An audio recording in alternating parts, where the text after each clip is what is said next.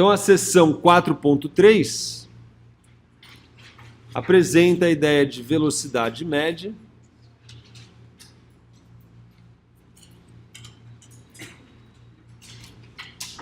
e velocidade instantânea.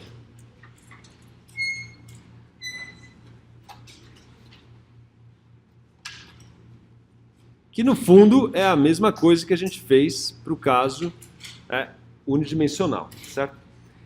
Então, assim como a gente fez no capítulo 2, a gente pode definir a velocidade que expressa, né, basicamente, a taxa de variação da posição em função do tempo, tá certo?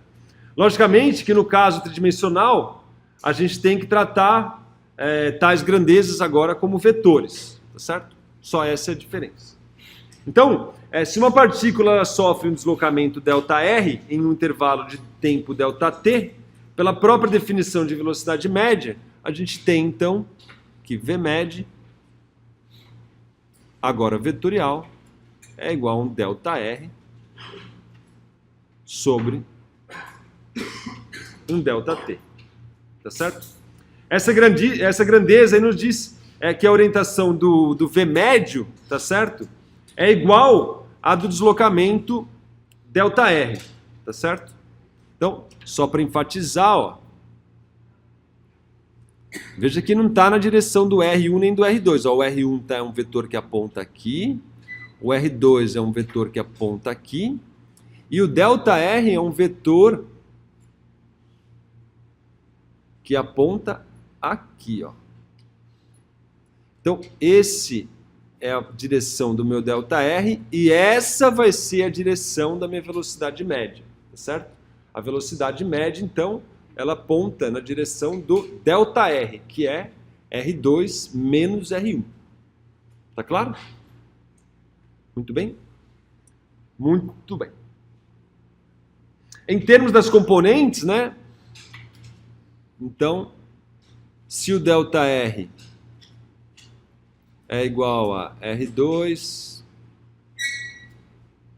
menos o R1, como a gente já viu, que no fundo é x2 menos x1 na direção I, mais y2 menos y1 na direção J, mais z2 menos z1 na direção K.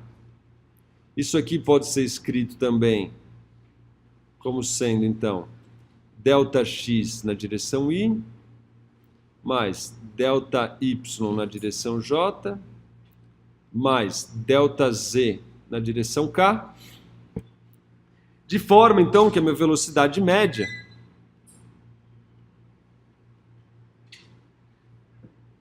é igual a ΔXI mais ΔYJ mais ΔZK dividido por ΔT, que pode ser escrito como ΔX sobre ΔT na direção I, mais ΔY sobre ΔT na direção J, mais ΔZ sobre ΔT na direção K. De forma análoga, tá certo? A gente define também a velocidade instantânea tomando o limite que ΔT tende a zero, tá certo? Então a velocidade instantânea, por sua vez, é o limite que ΔT tende a zero de ΔR sobre ΔT, que a gente escreve, então, de uma forma mais resumida, como sendo dr dt. Certo? Então, note que a velocidade média, a velocidade instantânea, é nada mais do que a componente x, a taxa de variação da posição x, a componente y é a taxa da variação do deslocamento y em função do tempo, e a componente z é a taxa de variação do deslocamento em função de ΔT, em função do tempo. Tá claro? Então, vamos ver um exemplo aqui, ó. Só para a gente entender o que está se passando. Tem aqui, ó, o meu y, tem aqui o meu x, e está aqui, ó, a minha partícula se movimentando nessa trajetória aqui, ó. Tenho aqui a posição da partícula R1 no tempo t1. Tenho aqui a posição da partícula R2 no tempo t2, tá certo? E isso aqui me dá o deslocamento, ok? Ao fazermos o ΔT tender a zero, o valor de R2, tá certo? Então, se ΔT tende a zero, o valor de R2 se aproxima de R1, tá certo? Porque o T2 vai ficar bem próximo aqui do meu T1. Isso faz com que o ΔR tenda a zero, tá claro? É fácil, então, notar que a direção de ΔR sobre ΔT, e, portanto, da velocidade média, ela se aproxima da reta tangente à trajetória da partícula na posição 1, tá certo? Ou seja, a minha velocidade aqui, à medida que esse T2 se aproxima de T1, o ΔR vai tendendo, e a minha velocidade, então, vai ficar tangente à trajetória, tá certo? Tangente à trajetória na posição 1. De forma, então, que a velocidade média se aproxima da velocidade instantânea, né, no instante T1. Bom, no limite que ΔT tende a zero, essa velocidade média tende a V, e então a velocidade assume categoricamente a direção da reta tangente. Então, se a gente olhar esse ponto aqui, ó, em que direção aponta a velocidade? Ela aponta tangente à trajetória. E nesse ponto aqui, ó, ela aponta tangente à trajetória, certo? Então, a velocidade instantânea é um vetor que é tangente à curva de deslocamento, tá certo? Para cada intervalo de tempo. Beleza? Claro ou não? Tá rápido? Tá de boa? De boa. Bom, isso é uma informação extremamente importante, vocês precisam saber isso, é algo que precisa ser enfatizado. Então eu vou explicitar aqui, ó. Então, a direção da velocidade, vocês não podem esquecer isso nunca mais.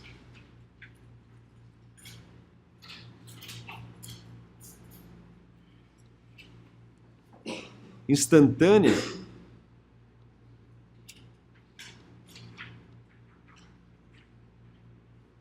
V de uma partícula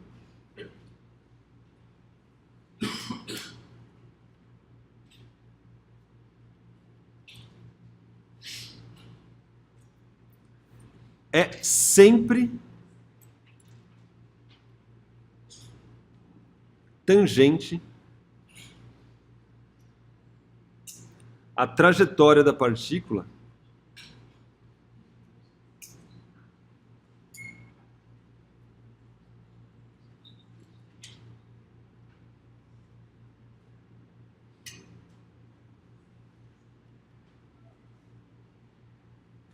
na posição da mesma.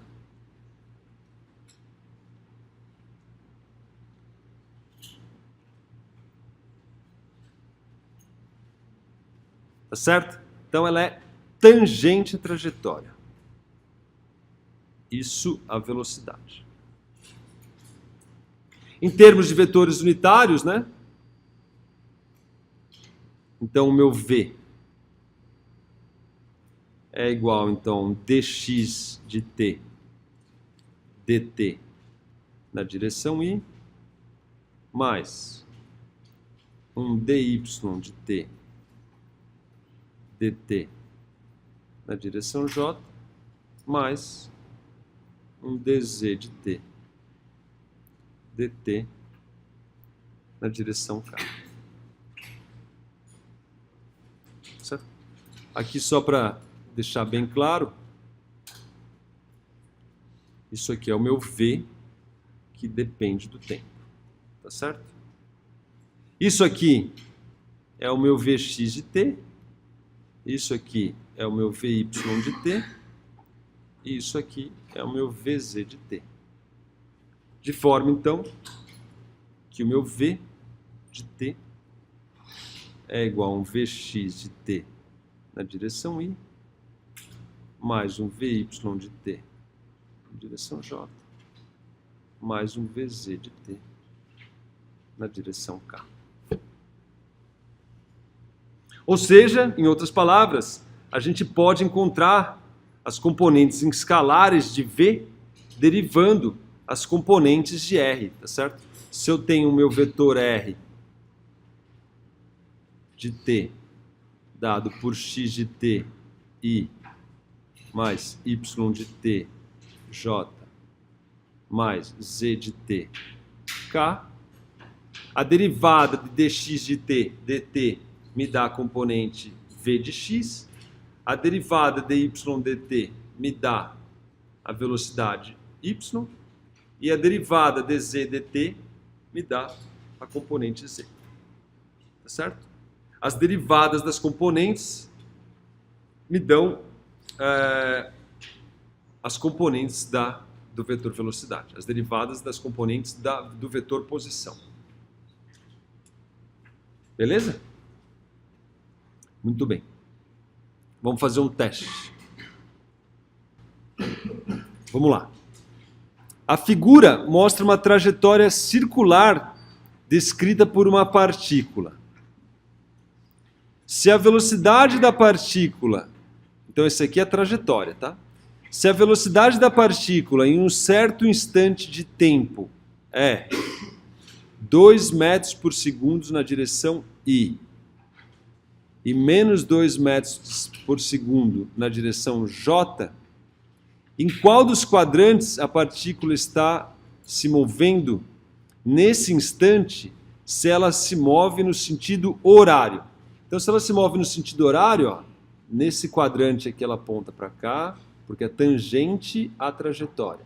Nesse quadrante se move para cá, nesse quadrante se move para cá, e nesse quadrante se move para cá.